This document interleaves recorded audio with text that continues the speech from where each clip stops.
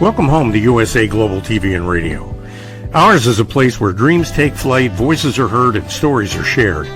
This is where cultures meet, connections are formed, and ideas are transformed into action. This is your destination for authentic storytelling, diverse perspectives, and meaningful conversations. We're where global stories unite and bridges are built beyond all borders. Discover our world of education, entertainment, hope, and inspiration. Together, we're building bridges worldwide. Subscribe to our USA Global TV channel and download our USA Global TV app. Be our guest or join our team. Visit USAglobalTV.com. With heartfelt thanks to our executive producer, Dr. Jacalyn Kerbeck, music scored by Yifei Tang from Cloud Road Music, creative direction by Paul Garcia, and I'm Al Cini, and I'm very proud to be part of the USA Global TV and Radio family. So join us here at USA Global TV and Radio. Make us your home for global connection. All rights reserved. This video and its contents are the exclusive property of USA Global TV and Radio. Unauthorized use, duplication, or redistribution in any form is strictly prohibited. Thank you for being a part of our global community. Let's inspire together.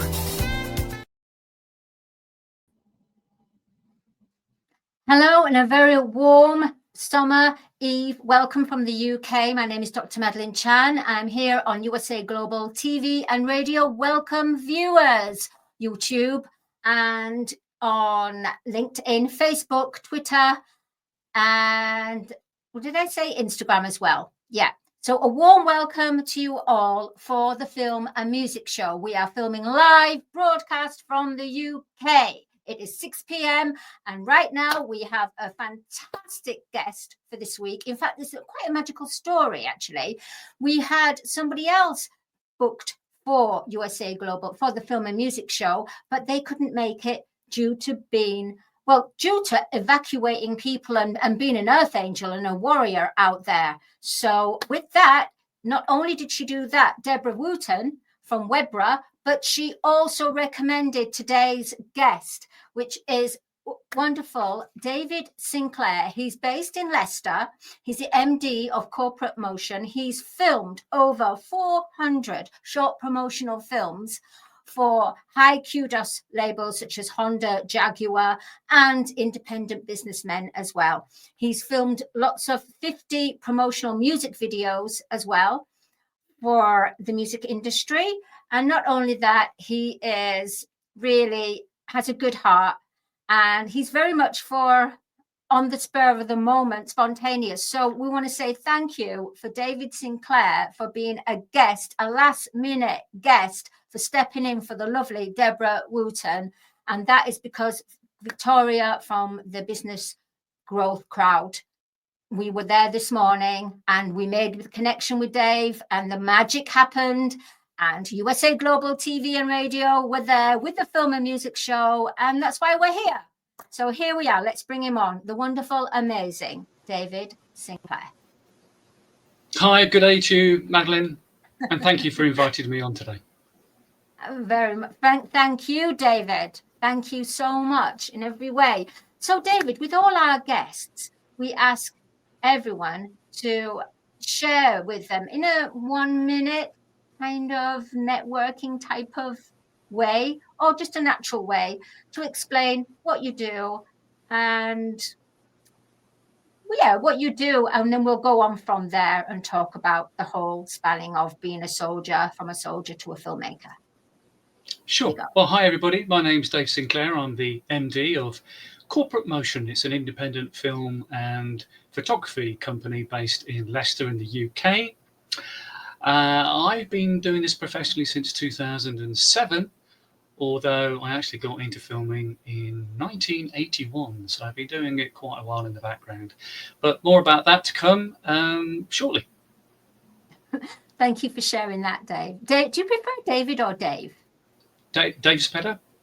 Dave. Okay, that would be wonderful. Right. So, Dave, let's go into a time machine and let's hop into this time machine and go way back to the point where you were serving as a British soldier, which you have served for the 24 years. So what age did you enter the service of the British Army? Right. Well, 10 days after I left school. And that was back in June 1978. So 10 days after I'd left school, I'd already signed up. So I knew I was going to be in the Army. I was already in cadets for 3 years prior to that. My father was a policeman. So I was brought up with that style of life, shall we say. And forces always interested me. So, yeah, I signed up. I did my basic training in Cologne near Bath. And they had a band there. And at the time, I was able to tinkle a little bit on the ivories with the piano. So one of the questions that they ask you is, can you play a musical instrument? And when I replied with yes, a bit of piano, they went, great. Well, we've got a band and we'd love you to play glockenspiel. So that was it. I was off into the Royal Corps of Transport Junior Leaders Band back in 78. And it was fantastic. And you end up, because of the band, you end up doing more length of training time. And it was about 11 months before being posted out to your first professional unit, wherever that might be. And for me, it was Germany. It was so with the fact that you were posted in Germany and you were playing the glockenspiel, did you say? The glockenspiel? For our viewers, what is a glockenspiel? Even myself, I'm confused. Is it a xylophone? I have no idea. Could you share it with us? The xylophone's got wooden blocks. With the glockenspiel, it's got metallic blocks. So you hit it, you hold it like this. It's like a lyre formation with lots of steel blocks, and you hit it with a ball on a stick, which is quite flexible. So you can actually, like a little bit like a drumstick, you can get a bit of a bounce off the top of the snare of the skin, and you have to memorize where you are going to be playing, because not only are you playing, you are marching at the same time. And depending on where you are in the rank structure, if you're in the center, you have to keep eyesight left and right of you to make sure that you're in line. And likewise, if you're on any one of the end lines and you're marching in four, you have to look to your left or look to your right, and also listen in for the big bass drum, which will do a double tap to bring the particular song or track that's being played to an end. So there's lots going on, and you also have to think about the formation that you're doing, because it's a public display. And with carrying the glockenspiel, how heavy was it? I mean, not how heavy, but how did you carry it? You have a harness with a cup, and then the pole rests into the cup. So, but occasionally the stitching does come undone, and what happens is the pole will go through the cup, and if you're not careful, will certainly injure your groin area. First-hand experience. Thank you for sharing that story, Dave. So with regards to the British Army, and you were posted to Germany, were you posted in areas of war? Well, back then, we had the Berlin Wall up, so we had the East and West Germany. Russia was seen to be the enemy back then, and there was no proper war. But we were obviously exercising Germany for a potential war that could take place at any time. And because I was over there so long, I was there actually when the Berlin Wall came down. East and West Germany became unified, and it became one German land, or one Germany. And back then, when just to give you an idea of the money exchange rate at the time, as a gesture of goodwill, the west part of the old Germany did a 7-for-1 exchange. So if the East Germans had Deutschmarks in their hands, when they unified, they actually got 7 times the amount. So they were 7 times richer, depending on how much money they had, of course, in the bank. Great gesture from the West. We had lots of Trabants come over to us from the east side with their little engines with lots of puffy smoke coming up everywhere. I remember that clearly. But with the options for change kicking in, because Russia was no longer seen to be the big enemy. We had 55,000 troops overseas, British troops overseas at the time, and they were called the British Army over the Rhine. Options for change kicked in. Parliament decided then to move cull a few regiments and corps. So I was in the Royal Corps Transport at the time, and then overnight, pretty much, 5 corps were completely gone, and then we were all formed into what's called the RLC, or the really sorry, that's what I call it, the really large corps. It was the Royal Logistic Corps. So we went from 55,000 English troops overseas to 22,000. Isn't that good? Do you feel that's a good number in the way that war was deceasing, or any kind of form of, because the Berlin Wall, and now it's down, so you're saying that because the Berlin Wall was down, there was no need to ship the troops as much as you had over there? It was the politicians at the time decided that we didn't need that amount of British Army over the Rhine troops. It was a money-saving exercise, of course, if we can cull various regiments and units. They brought in volunteer redundancy at the time. So if people felt they've only got 1-2 years left before their whatever they've signed up for, 3, 6, 9 years, 22 years, if you signed up for 22 years, your monthly rate of pay was higher than it would be if you'd only signed up for 3 years. But of course, you committed to 22 years. What a colourful life, Dave, in the British Army. So you served 24 years.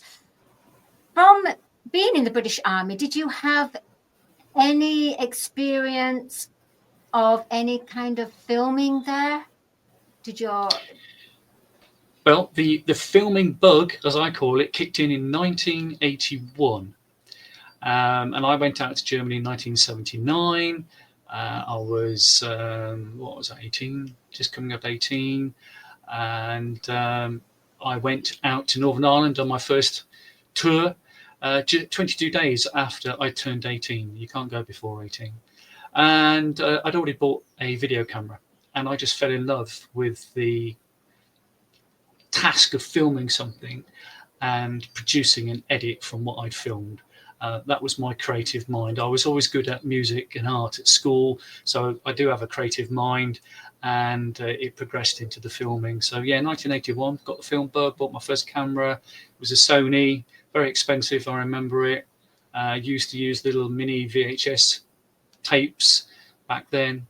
Of course, we've moved many years ago over to digital, and but yeah, back then that's when I started filming. So I was going on exercises, and I was doing mini documentaries, out on exercise. The lads loved being filmed. At the end of the exercises, once I put it all together, we'd end up going down the bar, and I'd play it back on a VHS video cassette player, and we'd had a couple of beers and just take in what we did on exercise. It was, for us, obviously nothing secret stuff, certainly nothing that would, if it was ever found, not that it was, but ever found on the internet, it would put us in hot water, shall we say. Thank you for sharing that, Dave. So with regards to 1981, as you were saying, it's the prominent year of you having this passion connected with the camera and all its mechanism of it. So 1981. So from there, did you open your own business, or did you go work for TV networks? No, so I didn't retire from the forces until 2002. So many years later, and also many cameras later. Now I'm on my 15th, 16th camera. Back then, as I was being moved around, which is typically every 3 years, being in the Royal Corps Transport, you're a corps man, and typically we'll move on every 3 years. We'll get posted. So different unit, different location, different surroundings. Something else you need to film. And so started filming Northern Ireland training, did documentaries for us on what the 12 weeks of training consisted of. Bosnia training, and then I ended up doing an 11-month Bosnia tour. took my camera out for that one. Did lots of pretty much weekly, if not daily, filming, just to keep everybody on their toes and just doing reportage stuff. But that film bug from 81 never left me. So 2002, I retired from the forces. Where I live now in Leicester is actually, Leicester was my last posting in the forces. So this was my last place.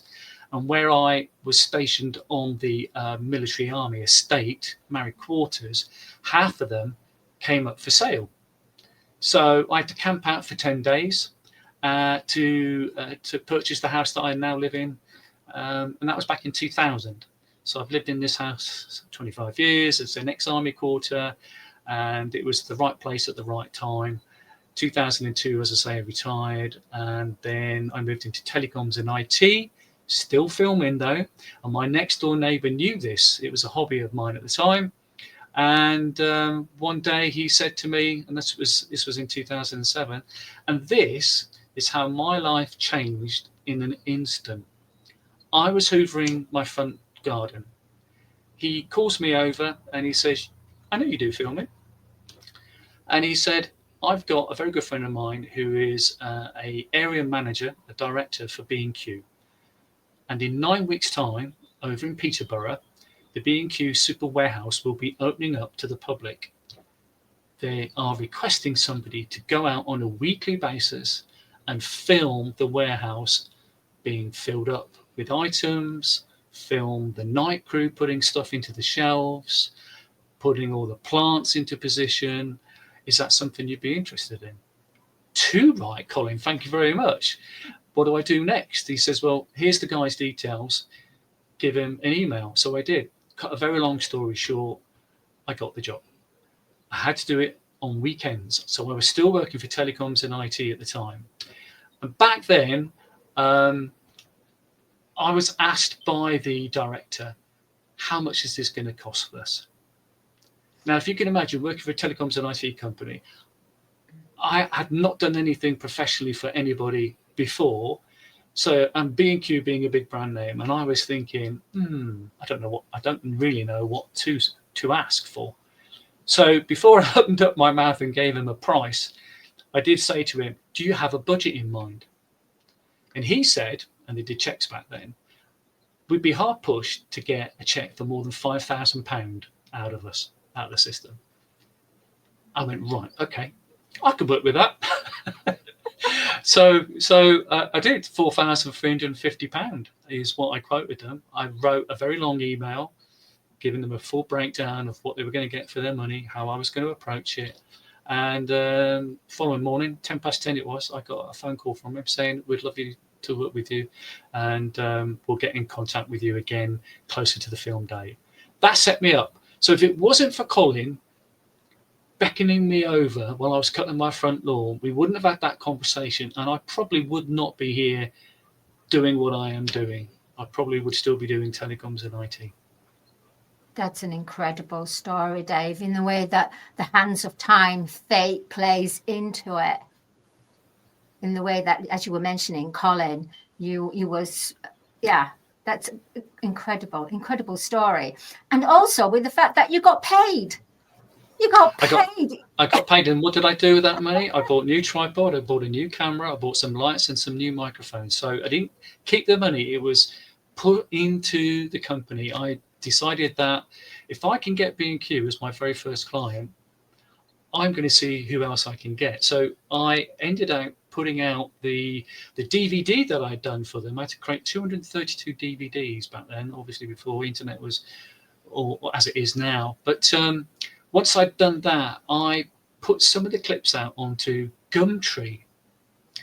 And the following day, I got a phone call because I'd left my telephone number. And it was a director of Living TV. The director at the time, he's no longer. But he contacted me and he said, "We've got this idea whereby we would love to have what they call video brochures for their clients. Could I have a chat?" Had a chat. Next thing you know, I freelanced for them for 5 years. Yeah. So within a space of a week of me filming the B&Q, I ended up getting Living TV as my sort of, well, actually my big client at the time, because it was 5 years worth of work through them, which allowed me to go up and down the breadth of UK. Hence, I did for them. I did about 320 TV style internet based promotional films, typically 2.5 minute long. So that's hotels, bars, restaurants, health spas, jewelers, that type of clientele. That's an inspirational story. But Dave, we're just going to leave it there for the moment. We'll come back to you. We're just going to go to a break, and then we'll be coming back to you and hearing the next story of how you were filming in the music industry and everything. So here we go. USA Global TV and Radio proudly presents Steve Klein Art at steveklein.art. My name is Steve Klein, born Manchester, England, 1953. My quest in my lifetime is to create artwork from my soul and the deepness within my wildest dreams and fantasies. In 2012, my heart stopped when I was given too much anesthetic for a minor knee operation, and this near-death experience took me to another multi-dimensional world, an out-of-body experience, and I was given the gift of being blessed by an overwhelming, burning passion to become, for the very first time in my life, an artist with an eternal, passionate desire to bring my art, which I've named multi-dimensional, subliminal, freeform art, to the world, as only 3% recover from what I experienced, and now in my golden years want to release my cosmic, vital energy through my art to allow people to be a part of my cosmic dance. To learn more, email roccogoodwine@gmail.com. For VIP pricing, mention USA Global TV and Radio.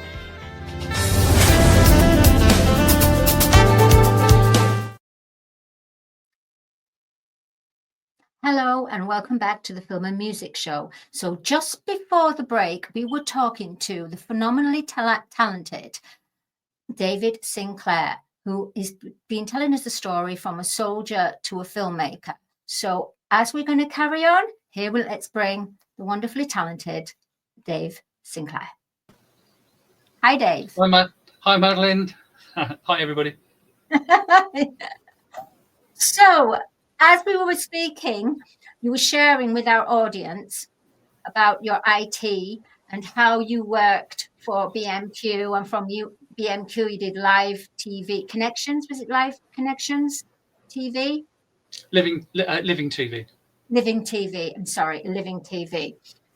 So now we're going to talk about the big part that you play when it comes to filming music videos, because we have a lot of artists that watch this show. So they would be very interested in, number one, who have you filmed the music videos for, and what does it take to prepare for a music video? Well, it's actually multifaceted. It isn't just about creating a music video. There are other layers in between, and I'll explain. So it doesn't happen anymore now, sadly, but many years ago we used to have what's called the Summer Sunday Weekender. It was a 2-day event here in Leicester at De Montfort Hall. And back then I was invited to be one of the cameramen team to film the artists up on stage, or I would be filming them from a lower ground level whilst they were directly in front of me up on the stage. And there were Sophie Ellis-Bextor, Supergrass. I'm trying to think, we're going back a long time now, but I ended up doing that for 2 years. And over that 2-year period, ended up filming over 50 bands. Because of that experience that I got filming live events to the sort of party in the park style of things, I got picked up by a company called Big TV, and they used to do these big, huge, massive party in the parks. We're talking, tens of thousands in a field. And I'd be up on the stage with other cameramen, and we'd be on a talkback system, and the director would say, right, we've got Toya Wilcox coming on in a few minutes, be ready, Dave. Okie dokie, I want you to concentrate just on her, on wherever she moves around on the stage. And so you would get instructed, because of course they're looking at their screens around the corner in a truck. So when you've got 5-6 cameras, they can talk individually to each of us to say, well, I want you to concentrate on the drummer, for instance. So lots of experience doing that. And whilst the artists are being swapped on the stage, it's a great time to then move the camera and point it down to the stage, off the stage, down to the audience. So they can see what my camera is seeing on the big screens, which are typically left and right of the stage area. So if you can imagine looking down, I'm panning across, they're looking up, they've typically got the Union Jack hats on, they're waving the Union Jack flags, they've got Union Jack waistcoats on, and they're waiting, yeah, and they go crazy because they can just see themselves up on the stage. They love it. So we did that whilst, you know, the stage was being moved around, and the next artist would be preparing to come on, and then it was on, and that was a pretty much all day and into the evening affair. But through that got me to film as many bands as I did over the years. And then when it comes to filming a promotional band, I have my own personal way of filming, and I think it works well. So just to give you an example, I filmed a Leicester-based band called Jersey Bud. Very talented man who's been on the music scene for many years. And I actually filmed him many years ago whilst he was being interviewed, whilst being on Market Harbour FM radio. So he was no stranger. So what we did, we went to a location to shoot, and locations are always the hardest thing to find for any video shoot, not just for a music shoot. If you've got a location, that is a big, massive tick. They had a location, it was a music studio. So what was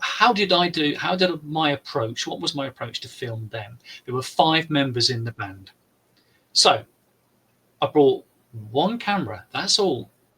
Not multiple cameras. I've actually got 4 Blackmagic cameras, but I brought one camera along. I put a wide angle lens on, and I decided then that I was going to film 3 members of the band in that one single wide angle shot. The other 2, which were on the right hand side, one was on a piano, one was sat on the stool playing a bass guitar, and I shot them on the second take. So basically what they were doing, they would be miming all the way through the music track. I'm only concentrating on 3 people at this moment in time. These 2 aren't even being seen. Take a seat, guys, and relax. Have a drink behind the camera. So once we've done that, these 3 then can take a rest, because now I'm just going to concentrate on these 2 people. So get them to come into sight. Okay, everyone else now, except for the lead singer, go and take a break. And then I got the lead singer to stand directly in front of my lens, and I got him on a really tight shot, head and shoulder shot. And I got him to sing the entire track all the way through from start to finish. Then I'll do the drummer. So basically, I'll take it in turn to do groups of people or individual people, whilst the rest of them are taking a break, and all they're doing is they're miming and playing along to the track. We did it in 4 hours. 4 hours from start to finish. Then the fun is in the editing, of course. Lining it all up, audio-wise, lining it up with the actual physical track, and muting then the tracks from the camera to the point I can choose from camera 1 to 2, right down to camera 8, make it a really interesting edit. And that was good for them. They'd not done it before like that way. The quality of the camera hadn't changed throughout. Sometimes when you've got 2 or 3 different lenses and you put cameras, and you put different lenses onto them, like a Samyang lens or a Canon lens, or even a Sony lens, the color coding on the lenses can be slightly different. So even though you try your best to do a white balance, sometimes some of the film shot is maybe more greener or more redder, and then you've got to play around with it in the post edit. Having one camera white balance is correct Yes. throughout. It just makes sense to do it that way. Which is wonderful as well, David, because a lot of people who are beginning their filming career fresh from college and they don't have as much funds where they're able to buy 1 or 2, 3 cameras, just operating on one camera, you have shared valuable tools in the way of just film on one camera. And another way is, wow, you've saved the boredom, because let's face it, being on a music video and filming for hours on end, singing the same verse or the same constantly, the whole band, they get bored and their energy goes down and depletes. So that's wonderful, Dave. It's great how you've managed to bring the energy and kept it going. That's fantastic. Thank you. It's the same principle, not just for filming bands, but if I was to say, if I had a client who's got a restaurant, we need a promotional film, Dave, about our restaurant and how fantastic it looks at night time and what the food looks like. What I'll say to them is, okay, you know your business better than I do. Can you write out for me a bit of an idea of who you are, where you're located, the services that you offer? What do you want to be heard in your video? If they go, I don't know, I really don't know, I'm not used to doing this, then I'll have a look at their about page and I'll glean information from that. And then I'll basically come up with a script, typically lasting 1.5 minutes to 2 minutes, because that's the typical length that we want to. Short, sharp, no waffle.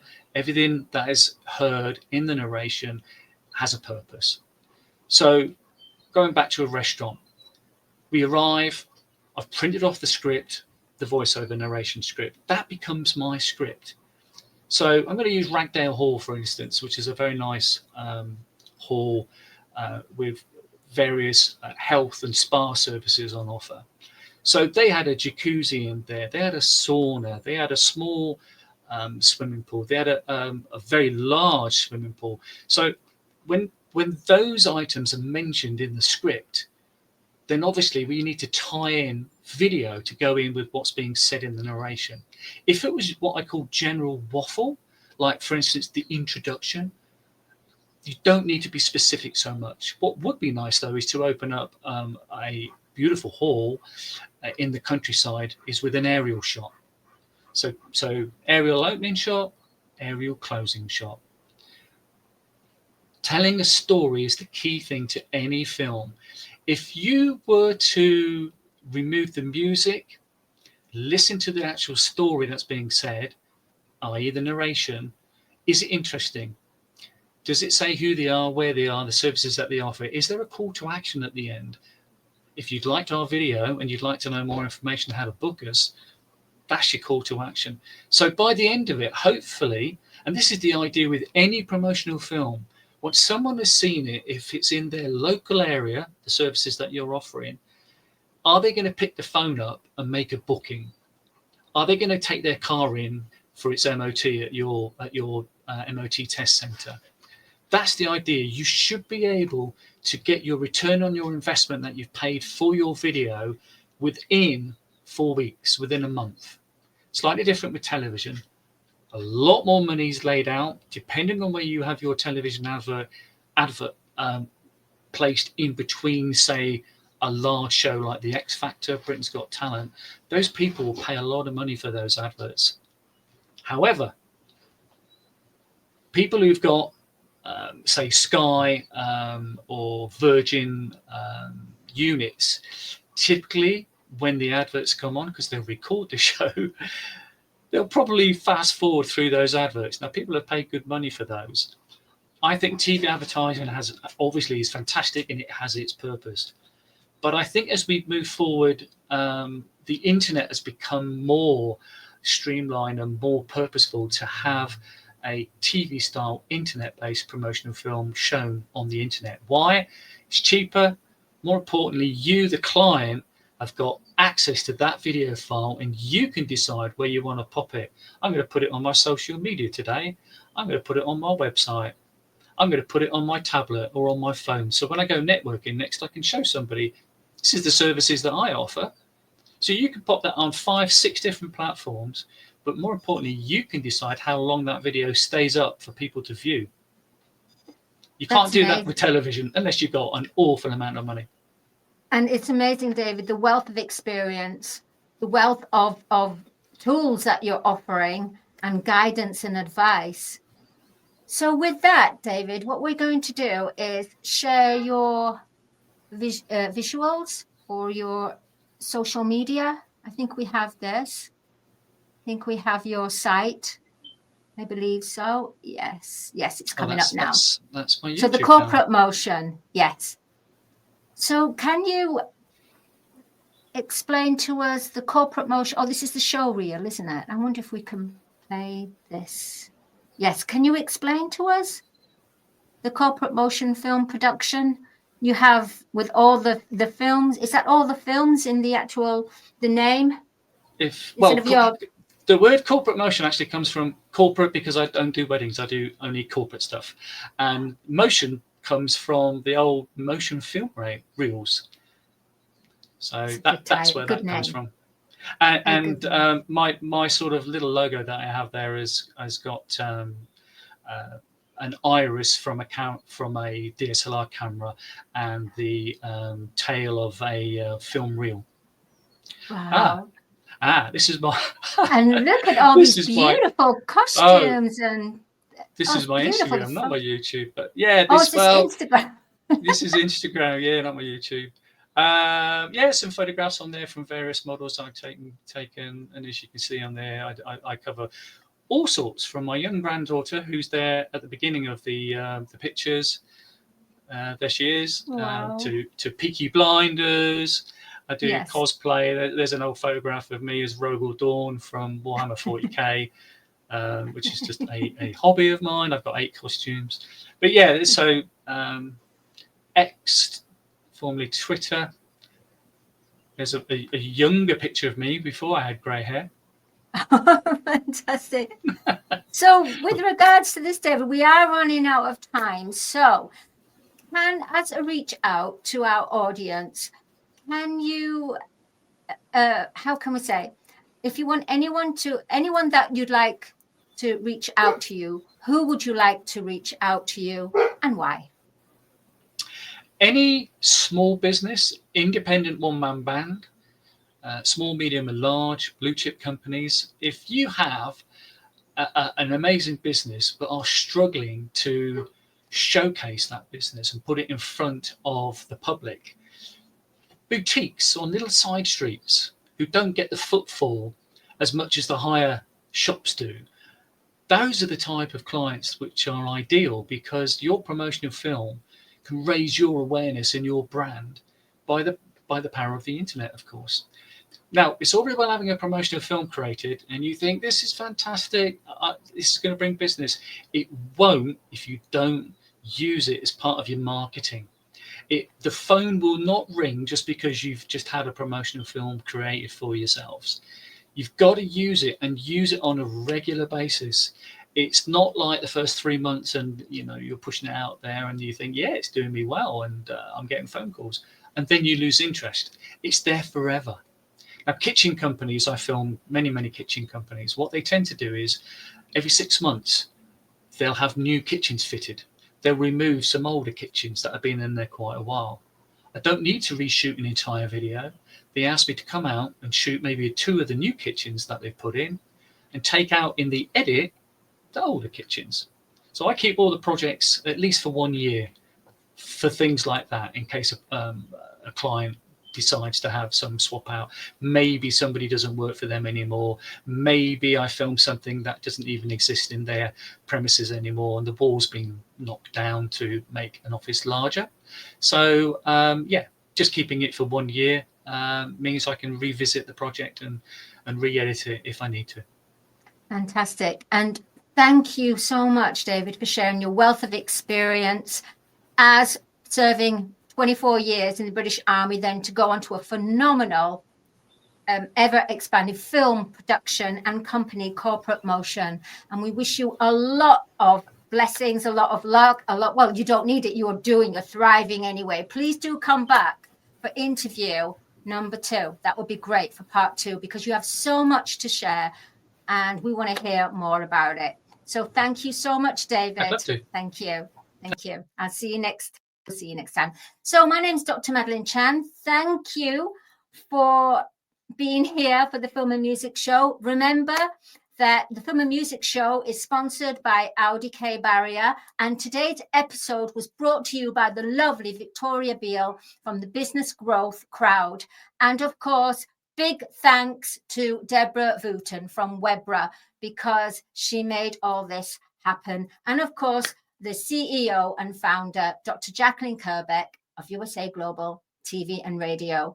I will see you for next week for another episode of the Film and Music Show on USA Global TV and Radio. Have a wonderful week, everyone. Bye. Get ready to wear the brand that's changing the world of media. Introducing the official USA Global TV and Radio online store. From our TV show hosts to our incredible global guests, you asked, we delivered. Rep your appearance with pride. Whether you've been on air, hosted a show, or tuned in, we have something just for you. Visit us at USAglobalTVRadioShop.myspreadshop.com and start shopping today. Check back frequently. We're dropping fresh new designs all the time. Showcase your role in our global community. These designs celebrate your voice, your story, your presence. It's more than just merchandise. It's a movement of hope, inspiration, education, and elevated listening. Head to USAglobalTVRadioShop.myspreadshop.com. Your spotlight awaits. USA Global TV and Radio. Elevate your style. Elevate the world. Have you ever felt unheard? Like your words float into a void, leaving you invisible and disconnected? How about feeling judged, when assumptions overshadow your truth, leaving you misunderstood and defensive? And then there's that moment when someone offers solutions you never asked for, dismissing your feelings and leaving you more frustrated than before. It doesn't have to be this way. Dr. Jacalyn Kerbeck, the listening mentor, understands. She's here to help you reclaim your voice, build stronger connections, and create meaningful conversations that inspire understanding and mutual respect. Through her groundbreaking books, online and in-person courses, and interactive workshops, you'll learn how to navigate life's most challenging interactions. Discover the power of elevated listening and transform how you communicate. Master setting boundaries and asking permission to protect your peace. Learn to recognize and release judgment, fostering empathy and true connection. Dr. Kerbeck also offers personalized coaching, one-on-one or group sessions, designed to fit your unique needs. Whether in person or virtually on StreamYard, her guidance will empower you to thrive. You don't have to struggle alone. The path to deeper connections and better relationships start here. Visit drjacalyn.com or USAglobalTV.com. Join a global community of empowered listeners and transform your life, one meaningful conversation at a time. Dr. Jacalyn Kerbeck is the listening mentor. Start your journey today. Conveniently located in the Cherry Hill Mall in Cherry Hill, New Jersey, Avio Art specializes in custom art and photography printing. From museum-quality canvas prints and stretching to photo restoration, fine art reproduction, and framing with museum-grade glass, every service is completed in-house with exceptional attention to detail. Visit avioart.com or email support@avioart.com. In a world that moves fast, there's strength in the woman who moves with grace. Introducing Bay London, where confidence meets craftsmanship. Each piece is intentionally designed for the woman who knows her worth. Crafted from luxurious Italian eco-fabrics, that feel as good as they look. With elegant coverage, effortless support, and timeless style, our swimwear celebrates both your body and your essence. Founded by fashion expert Carrie Sykes, Bay London is made for women who want to feel sexy, stylish, and seen. From poolside to beachside, sunrise to sunset, Bay London outfits you for every moment that matters. Because beauty isn't about age, it's how you wear your confidence. Bay London, confidence, elegance, effortless luxury. Visit baylondon.com. Act now for your exclusive friends and family discount of $35. Scan the QR code. Bay London, where confidence meets craftsmanship. Proud sponsor of USA Global TV and Radio. Thank you, viewers and listeners of USA Global TV and Radio, for joining us today. We're honoured to have your time and attention as part of our global community. At USA Global TV and Radio, we believe in the power of authentic conversations, meaningful connections, and creating a world of possibilities together. Want to be part of something bigger? Join our team of elevated listeners at USAglobalTV.com, a space where your voice matters and your ability to listen transforms relationships. Stay connected with us across all our platforms for thought-provoking discussions, expert insights, and empowering stories. Subscribe to our channels at youtube.com/c/USAglobalTV. Follow us on social media and explore the endless opportunities we're creating for growth, learning, and inspiration. Together, we're not just broadcasting, we're building bridges and changing lives one conversation at a time. For inquiries, contact us at info@usaglobaltv.com. Music by Johnny Dyes. Produced by Executive Producer and Director Dr. Jacalyn Kerbeck. Voiceover by Mike Porter. Creative Direction by Paul Garcia. All rights reserved. Copyright 2025. Visit usaglobaltv.com to view our full terms and conditions.